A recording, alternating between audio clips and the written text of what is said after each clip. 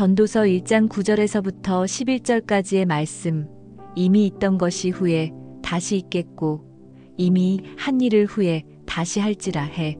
아래에는 새 것이 없나니 무엇을 가리켜 이르기를 보라 이것이 새 것이라 할 것이 있으랴. 우리가 있기 오래 전 세대들에도 이미 있었느니라. 이전 세대들이 기억됨이 없으니 장래 세대도 그 후 세대들과 함께 기억됨이 없으리라. 오늘 아침 묵상의 주제는 현세의 삶과 그 무상함 그리고 하나님의 뜻입니다. 전도서는 우리를 상상의 세계로 이끕니다. 전도서는 우리가 만약 하나님을 배제한 채 현세와 이생만을 존재하는 전부로 여긴다면 그 삶은 결국 어떤 만족도 의미도 없을 것이라고 경고합니다. 전도서의 본문은 전에도 그랬고 앞으로도 그럴 것이라며 우리가 경험하는 이 세상이 반복되고 변화가 없다고 주장합니다. 이 세상에서의 삶이 전부라면 결국 우리는 아무것도 기억되지 않으며 모든 일은 흩어져 사라질 뿐입니다. 이 통찰은 참담하게 느껴질 수 있습니다. 만약 해 아래서의 삶만이 전부라면 우리가 평생 사람을 도우며 살든 혹은 살인을 일삼으며 살든 결국 그 모든 것은 아무런 차이를 만들지 못한다고 말합니다. 모든 사람은 결국 죽음을 맞이하며 그 후에는 아무도 우리를 기억하지 않을 것이라는 현실을 직시하게 만듭니다. 세상은 시간이 지나면서 모든 것의 흔적을 지우고 우리가 남긴 것들 역시 결국 사라질 것입니다. 인간이 결국 무로 돌아간다면 우리가 행한 일들은 그 어떤 의미도 가지지 않게 됩니다.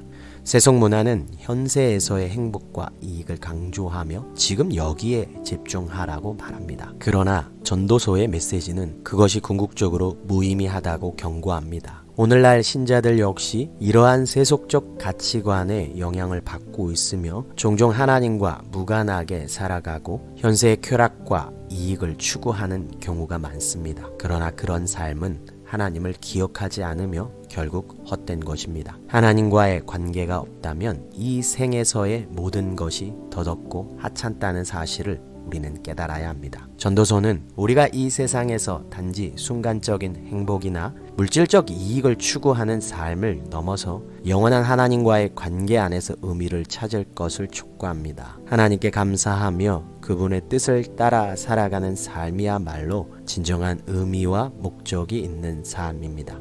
이 세상이 전부가 아니라는 사실을 깨닫고 우리의 삶을 하나님께 드리며 살아갈 때 비로소 그 삶은 참된 의미를 갖게 됩니다. 오늘의 묵상은 우리가 현세적 가치관에 사로잡혀 살지 않도록 경계하며 하나님과의 관계 속에서 진정한 의미를 찾고자 하는 마음을 다짐하는 시간이 되어야 합니다. 우리는 하나님께 감사하며 그분의 뜻을 따라 살아가는 삶을 통해 이 세상의 헛됨과 무상함을 극복하고 영원한 가치를 추구할 수 있습니다. 오늘 하루 하나님께 감사하는 마음으로 하루를 시작하고 현세적 유혹에 넘어가지 않도록 기도해 보시기를 소망합니다. 하나님과의 관계 속에서 진정한 의미를 찾는 하루가 되도록 노력해 보십시오. 삶의 목적이 하나님께 있다는 사실을 기억하며 하루 동안 하나님 뜻대로 살 수 있는 작은 실천을 해보는 것도 좋겠습니다. 주변 사람들에게 하나님의 사랑을 나누거나 하나님의 뜻에 맞는 결정을 내리는 순간을 가져보십시오. 오늘도 하나님 안에서 참된 의미와 목적을 발견하며 주님 안에서 살아가시기를 주님의 이름으로 소망합니다.